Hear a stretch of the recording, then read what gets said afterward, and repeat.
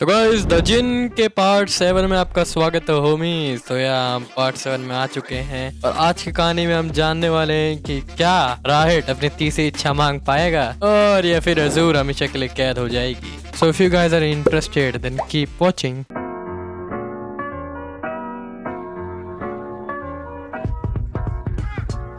ये कहानी है एक लड़के के बारे में जिसको एक जादुई चिराग मिला और उस जादुई चिराग में से उस बच्चे ने बुलाया एक द जिन को और उस द जिन ने उसकी 3 इच्छाओं को पूरा किया। वो एक साथ दोस्त बने और वो पले बढ़े। द जिन मारी गई उसकी इच्छा के कारण और क्योंकि उसकी इच्छा की वजह से वो ना खत्म होने वाले प्यार में पड़ गए और उन्होंने वादा किया कि वो अब एक दूसरे को कभी नहीं छोड़ेंगे और उसके बाद वो अपनी खुशहाल जिंदगी जीने लगे। वो किसकी इच्छा थी? तो इस सीन में दिखाया जाता है कि अजूर जो है बड़ी तेजी तेजी में खाना खा रही होती है और राइट उससे बोलता है कि तुम इतना ज्यादा क्यों खा रही हो एक ही बारी में, कोई भी ये तुमसे छीनने भी नहीं वाला। वैसे भी अजूर ने थोड़ा गुस्से में जवाब दिया, तुम्हें इन चीजों के बारे में नहीं पता, तुम्हें सारे अंगूर एक ही बारे में खाने पड़ते हैं उनका लाजवाब स्वाद लेने के लिए। अच्छा देखो, क्या ये बास्केट इतनी बड़ी ठीक है? राइट ने तुरंत जवाब दिया, एक बार मुझे देखने दो। ओह, तुमने बड़ी जल्दी फिनिश कर लिया इसे, अजूर ने बोला। इनके बाहरी हिस्सों को थोड़ा स्मूथ होना पड़ेगा। बेबीज की स्किन बड़ी नाजुक होती है और निचले हिस्से को हमें थोड़ा बड़ा रखना पड़ेगा और वैसे भी ये सिर्फ 2 बच्चों के लिए है तो हमें इसे उन आकार में रखना पड़ेगा जैसे हम बतख के अंडों को रखते हैं। राइट ने हैरानी से जवाब दिया, 2 बच्चे? तुम्हें कैसे पता? हाँ मुझे पता है क्योंकि मैं उनकी माँ जो हूँ। बाल बाल बची, क्या आप लोगों को पता है जब प्रेइंग मेंटिस आपस में संभोग करते हैं तो फीमेल मेंटिस जो होती है वो मेल मेंटिस को खा जाती है। उनकी माँ को ज्यादा न्यूट्रिशन प्राप्त होगा और उनके बच्चे जो हैं ज्यादा हेल्दी बॉर्न होंगे। अजूर ने राहिट के हाथ को काटते हुए जवाब दिया, ये तुम्हारा हाथ बहुत ज्यादा स्वादिष्ट लग रहा है, अगर तुमने मुझे कभी भूखा महसूस होने दिया तो मैं तुम्हारे हाथ को खा जाऊंगी। राहिट ने थोड़ा झिझकते हुए बोला, अगर तुम्हें मेरा बायां हाथ खाना ही है मुझे अपने दाएं हाथ को रखना पड़ेगा तलवार चलाने के लिए। अजूर ने सोचते हुए जवाब दिया, अच्छा तो ऐसी बात है, तो मेरे को ये इमरजेंसी फूड की तरह रखना पड़ेगा। तुम उसे खा सकती हो, मुझे खा जाओ, मैं चाहता हूँ कि तुम मुझे खा जाओ, मुझे तुम्हारे शरीर के लिए न्यूट्रिशमेंट बनने दो, मुझे एक तुम्हारा हिस्सा बनने दो। तुम्हारी एक्टिंग बड़ी क्यूट है, ये देखना बहुत ही रेयर है, ऐसे शर्माओ मत, मैंने तुम्हें बहुत ही कम बार ऐसे देखा है ऐसी बात करते हुए, बोलते रहो बोलते रहो। राइट ने शर्माते हुए जवाब दिया, मुझे काम पे जाना है, मुझे छेड़ना बंद करो। मैं सोच रही हूँ तुम इतना चिंता में क्यों हो आजकल? ऐसा क्या इस बात में कि अगर मैं बच्चों को जन्म दो तो मैं निकार दूं क्या? जितना तुम बोलती हो उतना तुम बेकार बातें करने लग जाती हो। शर्माओ मत शर्माओ मत, तुम मेरे हमेशा से पसंदीदा इंसान रहोगे क्योंकि मैंने तुम्हें चुना है, मेरे पसंदीदा बच्चे। अभी हम देखते हैं अजूर की आंखें खुलती है और वो देखती है राहिट को अपने सामने जो कि बड़ा हो चुका है अभी। राइट एक कपड़ा लेता है, उसको पानी डुबोता है और उस कपड़े से अजूर के शरीर को साफ करने लगता है। मुझे इंसानी शरीर पसंद नहीं है बिल्कुल भी, इंसानी शरीर बहुत ही ज्यादा भारी है, इनमें से बड़ी बदबू आती है अगर तुम इन्हें धो ना। भूख लगना, प्यास लगना और खाना खाने के बाद वापस भूख लगना, इन कीड़ों को देखकर ऐसा लगता है कि ये मेरे ऊपर चढ़ ही जाएंगे पूरा। मैंने अपनी पुरानी यादों को बहुत पहले ही देखना शुरू कर दिया था, बहुत बहुत पहले ही। अजूर के ख्यालों में वो सोचती है क्या वो मरने वाली है और इसी बात को सोचते हुए अजूर कहती है, मुझे इंसान बनाने के बाद तुम मेरे साथ क्या करना चाहते हो? क्या तुम मुझे टॉर्चर करोगे या मुझे मारोगे और या फिर मुझे सजा दोगे? और क्या तुम्हें मुझसे एक और बच्चा पैदा कराना है? इस बात पे राहिट कुछ भी नहीं बोलता। अजूर बस उसे देखते हुए कहती है, अगर मैं अब सोचूं तो मैंने कभी तुम्हें समझा ही नहीं। शुरुआती में देखने में लगेगा कि जैसे तुम एक मामूली बच्चे हो, मैंने ऐसे इंसानों को बहुत बार देख रखा है पहले भी। जब तुम्हारी इच्छा सच में होने लगी पूरी तब तुमने सवाल उठाने शुरू कर दिए, तुमने जो भी आप आज तक पाया है क्या वो मेरी ताकत के वजह से है? अगर तुम जादुई चिराग की ताकत के भरोसे में हो तो तुम्हारी इच्छा एक मामूली सी है बस, पर तुम एक छोटा सा झूठ भी बर्दाश्त नहीं कर सकते। क्या इस दुनिया में इतना नेव इंसान हो भी सकता है, इतना नेव कि वो एक बस छोटा बेवकूफ लगे? मेरे लिए लाइफ टाइम अपॉर्चुनिटी थी तो मुझे उसे हर हाल कीमत पे पकड़ना ही था। उसके बाद से मैंने अपना रूप बदला और मैं तुम्हारे साथ रहने लगी, पर थोड़े समय बाद मैंने जैसा सोचा था वैसा वो चला नहीं। जो हीरो के तुम पाथ में चल रहे थे उससे तुम काफी डरे हुए थे। लड़ाई जंग के समय भी तुम बस अपने घर जाने की बातें ही सोच रहे थे और जब तुम्हारी लाइफ बड़ी चल भी रही थी तो तुम अपने आप को रोक भी नहीं पा रहे थे लड़ने से, जिसे कहते हैं मौत की भूख। तुमने मेरे सारे प्लान्स बर्बाद कर दिए। जितना तुम्हें इच्छा से मिला तुम उतना ही तड़प रहे थे। जिस दिन तुम अपनी इच्छा के पास जा रहे थे तुमने उसे उतना ही निकारा। जितनी चीजें तुमने प्राप्त की उस इच्छा से, चाहे वो लड़ाई झगड़े हो चाहे वो प्यार, उसने तुम्हें अंदर से तोड़ ही दिया आखिरकार। पर तुम्हारी उम्मीद अभी भी जिंदा थी और तुम हमेशा ऐसे ही रहे। और जितना भी अत्याचार तुमने अभी तक झेला है वो मेरा ही किया करा धरा है। मैं बहुत ज्यादा प्यार में पड़ गई थी इस वर्क ऑफ आर्ट के। और उसके बाद तुम बहुत ज्यादा रिलैक्स हो गए, जैसे कि जानवर अपने पंजों को अंदर रख लेता है। मुझे लगता है चीजें वैसी बढ़िया गई नहीं जैसी मैंने सोची थी, पर मुझे अब भी लगता था कि तुम अपनी तीसरी इच्छा को मांग ही लोगे।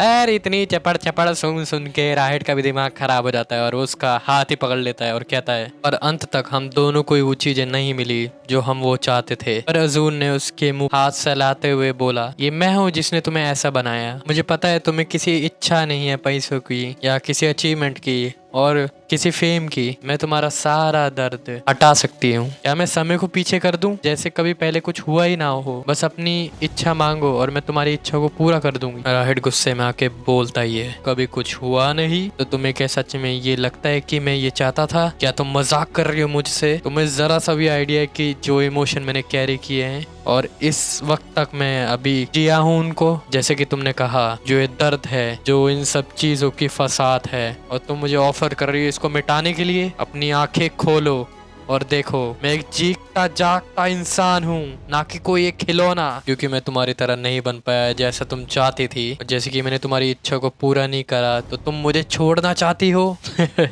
मुझे क्या चाहिए? मैं चाहता हूँ कि तुम वो चीजें महसूस करो जो मैंने अभी तक करी है। और तभी राहिट अजूर के दोनों हाथों को पकड़ता है और अपने गले पे ले आता है और कहता है, मुझे तुम्हें उस दर्द का एहसास दिलाना है जो मैंने अभी तक झेला है। सामना करो उस नाकामयाबी का जो मैंने अभी तक सहा है। जैसे मैं तुम्हारे से इतना नफरत करता हूँ वैसे ही तुम मेरे से उतना नफरत करो। और अजूर एकदम शौक में। उस समय तक वो समझ चुकी थी जो वो लिटिल स्टार था उसने अभी तक पकड़ रखा था, इस समय तक वो इतना ज्यादा चमका कि उसने उसके हाथों को भी जला दिया। बिल्कुल उसी की तरह जैसे फायर स्टीलिंग टाइटन ने इंसानियत को दिया उससे सबसे पहला जलने वाली आग, पर उसने खुशियां नहीं लाई। आग की लपटें इतनी ज्यादा तेज थी कि जो भी उसकी तरफ हल्का सा भी देखे उसकी आंखों को जला दे। उन्होंने टाइटन्स के गिफ्ट को कभी अप्रिशिएट ही नहीं किया और वो उससे भाग गए। अजूर एकदम से पीछे मुड़ती है और कहती है, तुम मुझे डरा रहे हो। राइट बस उस जगह खड़ा ही रहा और एकदम से पीछे मुड़ा और बाहर निकला। और बाहर निकलते समय उसने अपने पॉकेट में हाथ मारा और बाहर निकाला तो दो दांत जो कि टूटे हुए थे। उसने उन दांतों को अपनी मुट्ठी में दबा लिया और अपने माथे से लगा लिया। कुछ समय बाद हमें माउंटेन का सीन दिखाया जाता है जहाँ पे भूचाल आ गया होता है। हमने सारे सामानों को चेक कर लिया है और रूम्स में जो भी कुछ बचा है वो बस आकृतियां हैं। मुझे लगता है उन चीजों को हमें लेने की जरूरत बिल्कुल भी नहीं है। वैसे जो वोल्केनो की आसपास की जगह है वहाँ पे सल्फ्यूरिक सेंट फैल रही है तो हमें लगता है कि हमें यहाँ से जल्द निकल जाना चाहिए। राइट ने जवाब दिया, इंतजाम करो फिर। वैसे एक और बात, जो रूइंस के रास्ते पे बहुत सारे वहाँ पे लोग रहते हैं और यहाँ पे कुछ लोगों को महामारी फैल चुकी है और कुछ लोग भीख मांग रहे हैं इस जगह से बाहर जाने के लिए। तो क्या हम उन लोगों को पीछे छोड़ दें? राइट सोच रहा था यहाँ पर अभी भी लोग रह रहे हैं और वो लोगों को गुजरते हुए देख रहा था। यहाँ पर बहुत ही खतरा है और वैसे भी माउंटेन कभी भी फट सकता है। तो अगर आपका कोई रिलेटिव है तो उसे लेकर अभी जल्द से जल्द निकल जाइए। और जो लोग यहाँ पे रुक गए हैं वहाँ पे हम उन लोगों को साथ में लेकर जाएंगे पास ही के गाँव में शेल्टर के लिए। जब आप लोग तैयार हों तो अपने बैग्स को बांध लीजिएगा। मैं आप लोगों को गारंटी तो नहीं दे सकता सेफ्टी की, पर मैं आप लोगों को एक चीज की गारंटी जरूर दे सकता हूँ, आप लोगों को किसी भी लुटेरों से खतरा नहीं होगा। अभी वहाँ से एक बच्चा निकलते हुए राइट को चिल्लाते हुए कहता है, मैं आपको जानता हूँ, आप क्लेंटियस हो ना, आप वो हीरो हो ना जो यहाँ पे पहले रहते थे। मैं भी लीजन ज्वाइन करना चाहता हूँ, मुझे अपने साथ ले लो। राइट ने उसकी तरफ देखते हुए जवाब दिया, लीजन बच्चों की जगह नहीं है, अपने घर जाओ बच्चे। नहीं, मैं सच में सीरियस हूँ, मैं मौत से नहीं डरता। प्लीज मुझे बैटलफील्ड में एक बार लड़ने का मौका दो, मैं शान से दुश्मनों को हराना चाहता हूँ। मैं भी बिल्कुल आपकी तरह हीरो बनना चाहता हूँ। राहेट ने तभी उसका कॉलर पकड़ के उसे उठा लिया और कहा, तुम्हें सच में लगता है कि तुम जिंदा बच जाओगे? बस अपने बलबूते पे हीरो बनना है तुझे? तेरे को मारना उतना ही आसान है जितना एक चींटी को कुचल के मार देना। मुझे सच्ची में लगता है कि तू इतना आगे जी भी पाएगा और कोई तेरे हीरोइक डीड के बारे में बात भी करेगा। चल मान लेते अगर तू बच भी जाए तो तुझे क्या लगता है भगवान तेरे को रिकॉग्नाइज करेंगे भी? हीरो को खून में उसके हाथ लिपटे पड़े हो। एक बात ध्यान से सुन, गॉड थैंकफुल नहीं होते जो उनके लिए फाइट करता है, और वैसे भी वो किसी की चिंता नहीं करते चाहे वो अकेले ही क्यों ना मर जाए। गॉड तेरे को ब्लेस नहीं करेंगे, वो सब बस तेरे पे हंसेंगे और कुछ भी नहीं। और राइट उसका कॉलर छोड़ देता है और कहता है, घर जा और अपनी ये छोटी सी जिंदगी जी ले। बच्चा बहुत ज्यादा ही घबरा जाता है और घबराते वो कहता है, पर आप भी जिंदा बच चुके हो, आप कैसे बचे? राइट बोलता है, क्यों? क्योंकि कोई मेरे लिए कुर्बान हो गया था। और हमें बैटलफील्ड के कुछ सीन्स दिखाए जा रहे होते हैं जहाँ पे अजूर जो कि मेल फॉर्म में था वो मर चुका होता है अभी तक। अनगिनत लोगों ने अपनी जानें कुर्बान की सिर्फ मेरे लिए। अगर मैं तेरी बातों को सुनता रहूं तो तेरे सपनों को सिर्फ तू ही चाहता है बच्चे, और अगर तू उन सपनों में खो गया फिर तू एक ना अंत होने वाले एबिस में गिर जाएगा और उसके बाद पीछे कुछ भी नहीं बचेगा। पर अगर तू हार नहीं मानना चाहता है तो ये ले तेरे लिए तोहफा, जाके अपना परिवार बचा। वैसे भी अभी बहुत लंबा रास्ता है यहाँ से अगर तू निकलेगा अभी तो। जो लास वैगन है वो अभी तक बन चुकी है सारे इंतजाम के साथ, हम लोग तैयार है कभी भी निकलने के लिए। अच्छा काम किया, आपको इतना कठोर नहीं होना चाहिए था उस बच्चे के सामने, वो बस एक छोटा सा ब्रैट है। हो सकता है अगर मेरे बच्चे भी अभी जिंदा होते तो वो बिल्कुल उसी की उम्र के होते। उसका कॉमरेड शौक में आ जाता है, या फिर नहीं मेरे ख्याल से वो तेरी उम्र के होते। क्विंटिस तेरा होम टाउन कूपा में है ना, क्या तुम लोगों को कोई परेशानी आ रही है क्या? नहीं, सब कुछ बढ़िया चल रहा है क्योंकि मेरा फैमिली बिजनेस है, और जब हम वहाँ से निकले थे तो हमने इतने पैसे जमा कर लिए थे कि हम लोग आर्मी में ज्वाइन हो जाएं। अच्छा, ये जगह तुम देख रहे हो, ये जगह मेरी घर हुआ करता था। क्या ये खंडर? मेरे पिता जिन्होंने मिलिट्री ज्वाइन की थी जब मैं बहुत छोटा था। अब तो मैं उनका चेहरा भी याद नहीं कर पा रहा हूँ। मेरी माँ और मेरे 2 भाई थे जिन्होंने मेरा ख्याल रखा था। मेरी माँ कमजोर और बीमार थी, ऐसा इसलिए होगा क्योंकि उन्होंने मेरे को जन्म दिया था। हमारा घर एक झोपड़पट्टी था और वहाँ की जमीन एकदम सूखी। जब मैं छोटा था तब मैंने वहाँ पे कभी भी बारिश होते हुए नहीं देखी, और बड़े लोग हमेशा बच्चों को क्रूअल वर्ल्ड नहीं दिखाते। मेरी माँ मुझे बहुत सी खूबसूरत कहानियाँ सुनाया करती थी, वो कहानियाँ जिसमें महान हीरो थे जो कि बुरे मॉन्स्टर्स को मारा करते थे, ताकतवर दुश्मनों को हराते थे। जब वो लोग मर जाते थे तो वो सोलेंस पाते थे इल्जाइम में, भगवानों के साथ पीना अनंत तक। कितनी महान कहानियां थी पहले वो। जब मैं उस उम्र में पहुंचा जब मैं खुद अपने बल पर भेड़ को चढ़ाने के लिए माउंटेन्स पे ले जाता था, मैं कई बार उस माउंटेन को घूरता रहता था जो मेरे सामने खड़ा था, बंजर विलेज के सामने। उसने मेरा वो रास्ता रोक रखा था मेरी कहानियों से, मेरे हीरो से। मैंने वो सपना देखा एक बार और वो जिंदगी जी भी एक हीरो की। और मुझे एक बार सपना आया कि मैं इस पहाड़ को चढ़ जाऊं और उन हीरोज की जिंदगी जीऊं। बस मुझे उस माउंटेन से आगे निकलना था और सब कुछ बढ़िया हो जाता। फिर क्या सच्ची में मैं उस चीज से गुजरा भी, कुछ ताकतों के साथ, अनगिनत शान और शोहरत, एक महानता से 1 से लेकर 10 तक लड़ाइयाँ, बस सब कुछ मुझे इतनी आसानी से मिल गया। मुझे लगा मैं खो सा गया हूँ। उसके बाद वही मन गढ़ंत कहानियां कि जो हीरोज हैं वो शराब पियेंगे खूबसूरत औरतों के साथ। और उसके बाद क्या हुआ? राइट ने जवाब दिया, कुछ भी नहीं। ऐसा चीज कभी था ही नहीं कि तुम भगवान के साथ शराब पी रहे हो, और एल्जाइम की तरह वहाँ कोई जगह थी ही नहीं कभी भी। मौत सिर्फ एक मौत है। इवन प्रीशियस मूवमेंट में भी वहाँ पे कुछ लोग थे जिन्होंने तड़पे थे उस चीज के लिए, और जो लीडर्स वहाँ पे चुने गए थे जिनके एंसेस्टर्स भगवान से ब्लेसिंग लेके आए थे, उनकी कहानियों में बहुत अनगिनत लोगों ने कुर्बानियां दी थी उनके सपनों के लिए। अंत तक हीरो क्या है? क्या सच में लोग ये सारी चीजें नॉर्मल है सोचना? मेरे दोस्त, मुझे लगता है तेरे दिमाग में कुछ दिक्कत है। मेरे ख्याल से हो भी सकता है। क्विंटस सोचता रहा और फिर एकदम बोला, मैं तो बस एक मामूली एम्बिशियस लेस पर्सन हूँ। मैं बहुत ही भाग्यशाली हूँ कि मैं अभी भी यहाँ पर घूम रहा हूँ अभी तक। ये तुम्हारा शुक्रिया है कि तुमने मुझे सीरिया में बचाया भी था।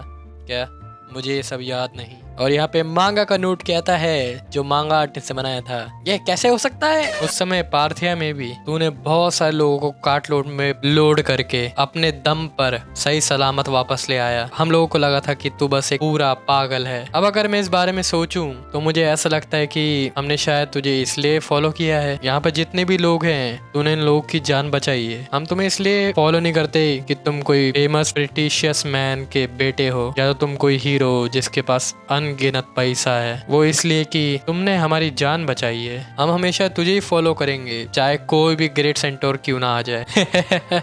सच में क्या हम यहाँ से जाने वाले हैं? हाँ, पर इस बार मैं यहाँ पे रुकूंगा और हम शिफ्ट होते हैं अजूर के मूवमेंट में। Azzur Lord married. अजूर एकदम शॉक में उठते ही बोलती है, कौन? ये टाइटल? क्या तुम मेरे फॉर्मर वर्शिपर हो क्या? यहाँ पे मैं सर्वेंट हूँ, ये सर्वेंट जो आपको बचाएगा यहाँ से। प्लीज हमारी इच्छाओं को पूरा कर दो, मुझे छोड़ो। कितने बेकार हो तुम बहुत ज्यादा शोर मचा रहे हो। और अजूर उनमें से एक बंदे का हाथ ही उखाड़ देती है। आई गेस ये इल्यूजन चल रहा है। और तभी हम बाहर का नजारा देखते हैं। डैम इट, यहाँ जगह को छोड़ो। और हम लोग देखते हैं माउंटेन्स जो कि अपने आप में हिलने लगे हैं।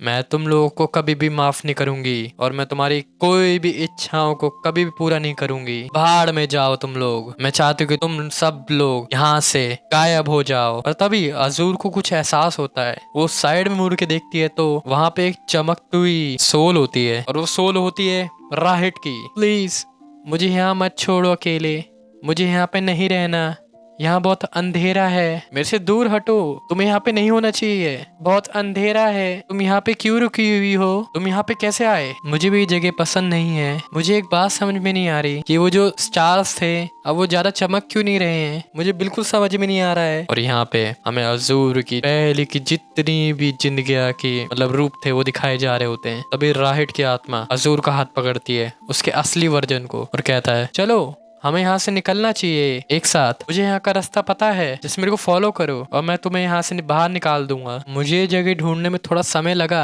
पर मैं तो एक इंसान हूँ, बस इंसान इस जगह को छोड़ के नहीं जा सकते। मुझे लगता है ये जगह काइंड ऑफ डेथ लूप और उसके में अंडर में आती है। Not sure but let's see. I guess इंसान की जिंदगी बहुत ही कम होती है। अगर तुम इस जगह से निकल जाओ तो मुझे कभी भूल मत जाना। तभी एकदम अजूर की आंख असलियत में खुलती है और जैसी आंख खुलती है वो देखती है राइट उसको उठा के कहीं ले जा रहा होता है। तुम मुझे कहाँ ले जा रहे हो? माउंटेन्स में वापस वहाँ पे? क्या तुम मुझे मारना नहीं चाहते जब मैं इंसान बन जाऊंगी? मुझे लगता है कि तुम इंसानों को कभी समझ ही नहीं पाई। अगर मैं पीछे मुड़ के देखूं तो तुमने मेरी इच्छा को कभी पूरा करा ही नहीं। कभी मैं कभी हीरो बना ही नहीं, एक अच्छा साथी बन ही नहीं पाया। मेरे परिवार वाले ना ही मेरे पिताजी। मुझे सच्ची में माफ करना, मैंने तुम्हारा परफेक्ट प्लान को बर्बाद कर दिया आखिरकार। मुझे इससे एक बात याद आई, जब हम पहले मिले थे तुम एक सबसे ज्यादा बुरी दजिन हो। अजूर बोलती है, क्या तुम सारा दोष मेरे पे लगा रहे हो? ये सब गलती तुम्हारी है, तुम इस चीज के जिम्मेदार हो। तुझे वो होना चाहिए था,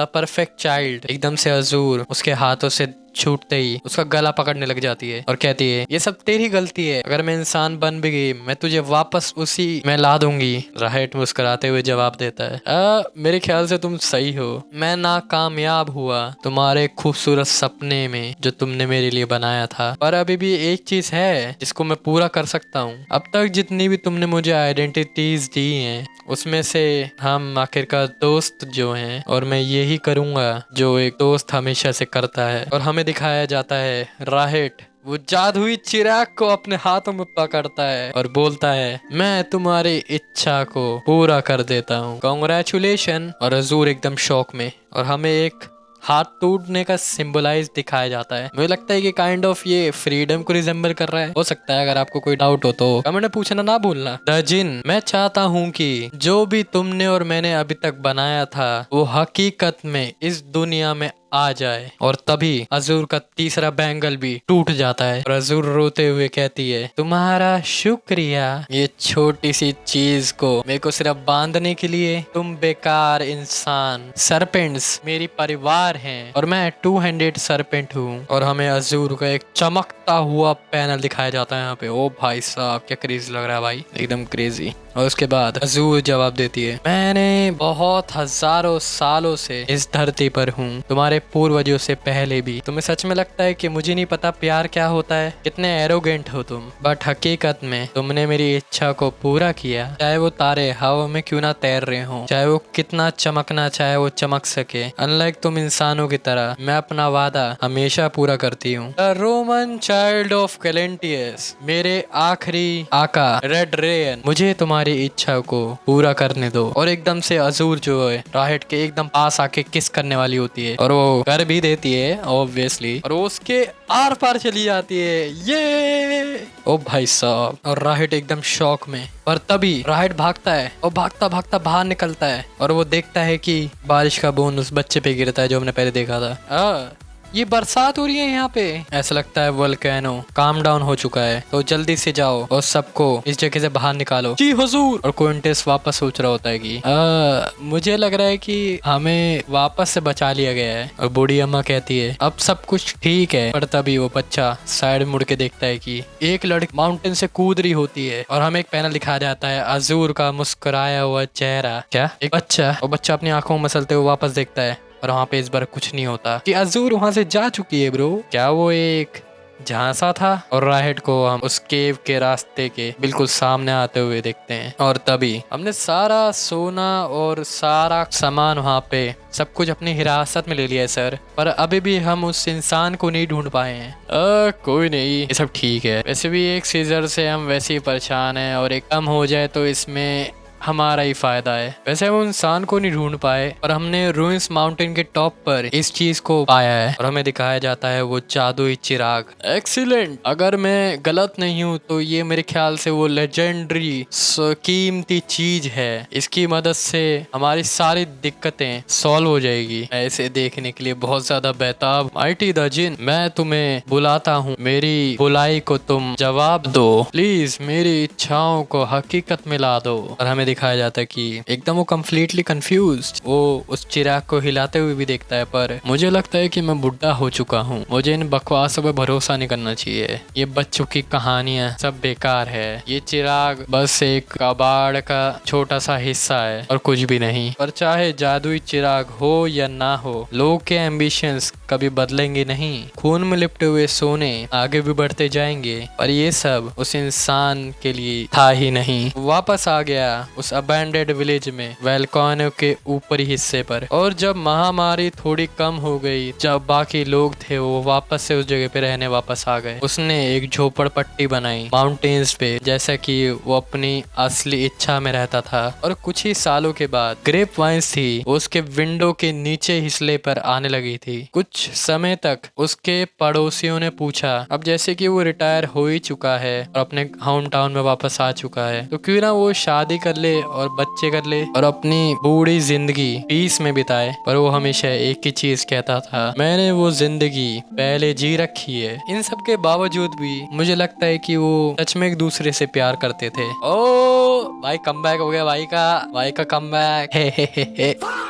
वरना एक ब्लड रिलेटिव मेरे जैसा अभी इस कंडीशन में होता नहीं और इस दुनिया में कभी जन्म ही नहीं ले पाता। पर अब वो उस जगह पर एकदम आराम से रहता था और वो हमेशा अपनी तलवार उठाता था जब भी किसी और को उसकी जरूरत हो। और हमेशा वो अकेले माउंटेन्स पे जाता रहता था अपनी शेफर्ड स्टाफ के साथ। उसने बहुत ज्यादा अनुभव लिया अपनी जिंदगी का, एक मामूली इंसान से तो ज्यादा ही। उसने अपनी पिछली जिंदगी एक हीरो की तरह जी, पर अब उसने अपनी जिंदगी जी बिल्कुल एक मामूली इंसान की तरह। पर इस वक्त तक जो डिफरेंस था, जो उसकी आंखों ने कॉट किया, वो माउंटेन नहीं था और हमें एक ओशन की झलक दिखाई जाती है। ओए भैंस की, बिल्कुल अजूर लग रही है भाई। तो तुमने मेरी इच्छा को पूरा किया, तुमने अपनी असली फॉर्म में तुम मेरे साथ हमेशा रही। और हमें अजूर का फ्लैशबैक दिखाया जा रहा है आई गेस। और राहिट कहता है आखिरी बार, गुड नाइट अजूर। ये कहानी बताती है एक पावरफुल द जिन जो कि एक जादुई चिराग में बंद था और जो भी उसे पहले ढूंढ लेता था वो उसका मास्टर बन जाता था द जिन का, और द जिन उनकी 3 इच्छाओं को पूरा करता था। पर जब भी आखिरी इच्छा पूरी हो जाती द जिन अपनी आजादी को पा लेता। और इसी के साथ होमीज ये हमारी द जिन की पार्ट 7 और मोर लाइक हमारे सारे पार्ट यहाँ पे खत्म होते हैं। And if you enjoy this far leave me a comment down below कि आगे मेरे को और कौन सी सीरीज कवर करनी चाहिए। और मैं आप लोगों से मिलता हूँ अगली नई सीरीज के साथ, तब तक के लिए गुड बाय।